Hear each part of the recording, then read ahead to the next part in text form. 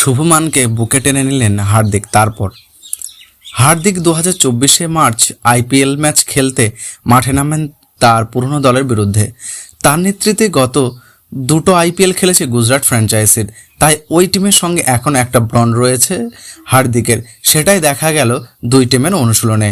শুরু হয়ে গিয়েছে ইন্ডিয়ান প্রিমিয়ার লিগ, আর মাত্র কয়েকদিনের অপেক্ষা, তারপর আহমেদাবাদের নরেন্দ্র মোদী স্টেডিয়ামে ক্যাপ্টেন হিসেবে অভিষেক হতে চলেছে শুভমান গিলের।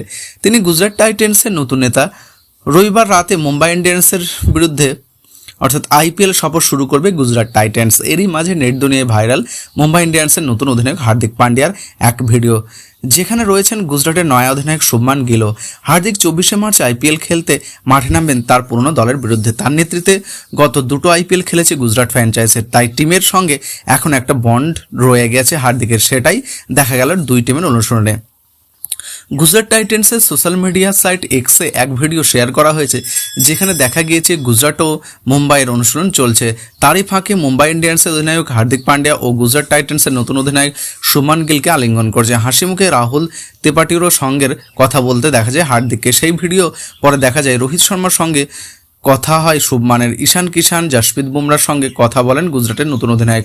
অন্যদিকে হার্দিকও গুজরাট টিমে তার প্রাক্তন সতীর্থের সঙ্গে হাসি মুখে কথা বলেন। গুজরাট মুম্বাই দ্বৈরাত্র আগে এক অনুমোজে দেখা গেল সতীর্থ যখন প্রতিপক্ষ, কিন্তু মানে তাকে বন্ধু। আইপিএলের সময় দেশে বিদেশে ক্রিকেটার প্রতিপক্ষ হয়ে যান। ম্যাচ চলাকালীন তাদের মধ্যে হয় হাড্ডাহাড্ডি লড়াই, কিন্তু মাঠের বাইরে তারা একে অপরের ভালো বন্ধু হয়ে থাকেন। উল্লেখ্য 17 আইপিএলে এখনও অবধি যে 21টি ম্যাচের সূচি ঘোষণা করা হয়েছে, তাতে গুজরাট টাইটান্স ও মুম্বাই ইন্ডিয়ান্স আপাতত পেয়েছে যথাক্রমে 5টি ম্যাচ ও 4টি ম্যাচ।